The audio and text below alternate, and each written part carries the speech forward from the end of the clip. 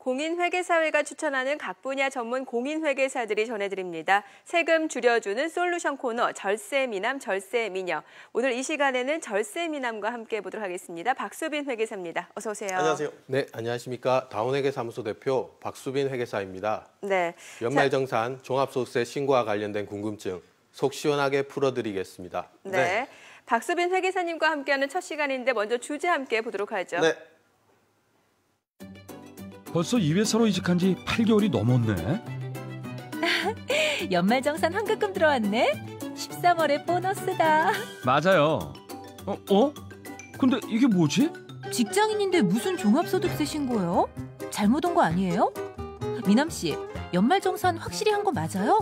이전 회사 퇴사할 때도 연말정산했고 여기서도 분명히 했어요. 환급금까지 다 받았는 거요?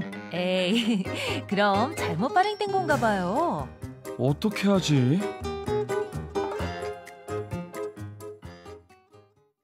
네. 직장을 옮겼고 전 직장에서 연말 정산이 다 끝났는데 종합소득세 신고 안내문이 날아왔다? 잘못 온 거 아닙니까? 네, 아닙니다. 아닌가요? 예, 종합소득세 신고 안내문 제대로 온 게 맞습니다. 아, 그래서 직장인이라도 종합소득세를 내셔야 합니다. 그렇군요. 사실 직장인한테 이제 종합소득세 신고라고 하니까 좀 생소한데 특히 이 사례 같은 경우는 이제 연말 정산을 다 한 경우 아니겠습니까? 그런데 종합소득세 신고 안내문 왜 날아온 겁니까? 네, 두 회사의 급여를 합산해서 그 종합소득세 신고하라는 안내문인데요. 이분의 경우 전 직장에서 받은 급여와 현 직장에서 받은 급여를 합산해서 연말정산하지 않았기 때문에 안내문이 날아온 겁니다. 합산을 해야 된다. 그러니까 다른 직장에서 따로 연말정산 받으면 됐지 뭘 또 이게 어떻게 합산을 해야 된다는 그러게요. 건가 잘 예. 모르겠는데요. 네.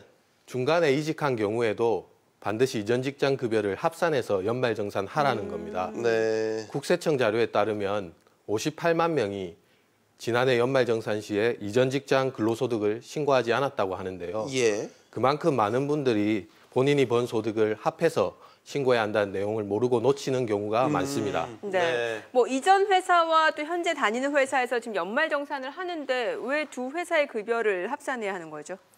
예, 개인이 1년간 번 소득에 대해서는 모두 합산해서 세금을 계산하도록 되어 있기 때문인데요. 이를 종합소득세라고 합니다. 네. 종합소득세는 소득이 높아질수록 높은 세율이 적용되는 구조여서 여러 소득이 합산되면 부담하는 세금이 늘어납니다. 여기서 합산하는 소득에는 근로소득도 포함되므로 두 회사 급여를 합산해야 되는 거죠.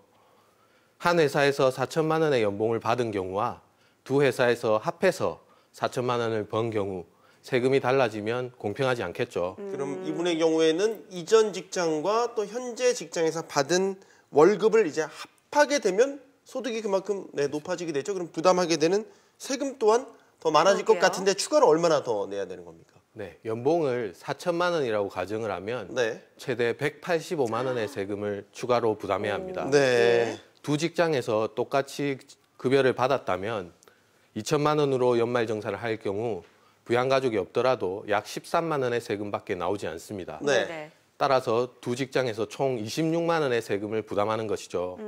하지만 두 회사의 급여를 합산해 4천만 원으로 연말정산을 하면 최대 210만 원의 세금이 나오게 됩니다. 네. 따라서 이분은 최대 185만 원의 세금을 더 내야 합니다. 굉장한 차이가 있네요. 그러니까요. 네. 그런데 사실 이 사례자 같은 경우도 일부러 그랬다라기보다는 이제 몰라서 실수한 경우가 은근히 그런 경우가 많이 발생할 것 같은데 사실 이제 그럴 경우는 반드시 이제 종합소득세 신고를 제대로 정정해서 다시 해야 된다 이런 의미로 말씀 주신 것 같은데 이분처럼 잘못 온 거라고 생각해서 아예 그 종합소득세 신고 기간에도 신고하지 않는다라면 어떻게 되는 거죠?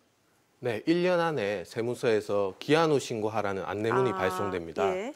이 경우에는 본래 납부할 세금 외에 신고 불성실과 납부 불성실에 대한 가산세가 추가되는데요.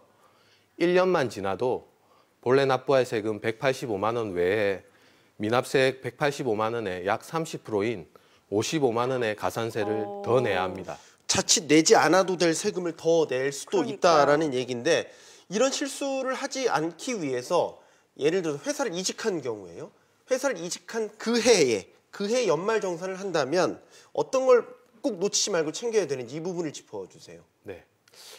반드시 이전 직장에서 근로소득 원천징수 영수증을 잘 챙겨서 네. 현 직장에 제출하면 됩니다. 이를 제출하면 현 직장에서는 이전 직장 소득을 합해서 연말정산을 할 수 있게 됩니다. 네. 예, 하지만 연말정산할 때 이를 놓치더라도 본인이 5월에 종합소득세 신고를 하면 문제가 없는데요. 네. 이때 홈택스에 접속하면 이전 직장 근로소득 내역을 확인할 수 있습니다. 그렇군요. 그런데 그 회사를 그만두고 뭐 바로 새 직장에 들어가시는 분들도 있지만 또 회사 그만두고 좀 쉰다던가 아니면 또 개인 사업을 하는 경우도 있잖아요. 이럴 때는 어떻게 해야 되는 거죠? 네, 그 회사를 그만뒀을 때도 연말정산 내역을 잘 챙기면 세금을 돌려받을 수 있습니다. 어떻게 하면 돌려받을 수 있는 거죠? 종합소득세 신고를 할 때 네. 각종 공제를 신청하면 세금을 추가로 돌려받을 수 있는데요. 일반적으로 중도 퇴사 시에는 대부분 약식으로 연말정산을 해서 각종 공제를 거의 받지 않습니다. 따라서 신청 안 한 각종 공제를 추가로 받아 세금을 돌려받는 겁니다. 또 퇴사 후 개인 사업을 시작했는데 사업 초기라 적자가 발생하는 경우도 종종 있는데요. 네. 이때 근로소득과 마이너스 사업소득을 합산하게 되면 소득이 줄어들어 세금이 적어지게 됩니다. 네. 따라서 근로소득세로 납부한 세금 일부를 추가로 돌려받을 수 있게 됩니다. 네. 이때 사업소득의 적자를 인정받으려면 반드시 장부를 작성해야 합니다. 자, 이제 직장인들에게는 13월에 월급 연말정산에 거는 기대감들이 커질 그렇죠. 시기잖아요. 이제 곧 연말정산 기간이 다가오게 되는데, 자, 지금 시점에서 연말정산 관련해서 꼭 챙겨야 될 팁이 있다면 어떤 게 있을까요? 네, 현 시점에서는 홈택스의 연말정산 간소화 서비스에서 조회되지 않는 항목들을 잘 챙기는 게 가장 중요합니다. 네. 특히 월세 세액공제와 취약 전 아동의 학원비를 누락하는 경우가 많은데요. 네. 잘 챙기면 그만큼 돌려받을 수 있는 세금이 늘어나므로 꼭 챙겨야 하겠습니다. 또 이번 연말정산부터 공제 대상에 추가된 항목들을 잘 챙겨야 합니다. 체험학습비, 학자금 대출 상환액이 교육비 공제 항목에 추가되고 네. 중고차를 신용카드나 현금 영수증으로 구입한 경우 결제 금액의 10%가 신용카드 소득공제 항목에 포함되는데요. 네. 이 자료들도 연말정산 간소화 서비스에서 제공한다고 하니 해당 있는 경우 잘 챙기시기 바랍니다. 네. 네. 자, 마지막으로 연말정산에 대한 팁까지 알아봤습니다. 박수빈 회계사와 함께했습니다. 오늘 고맙습니다. 네, 잘 고맙습니다. 들었습니다.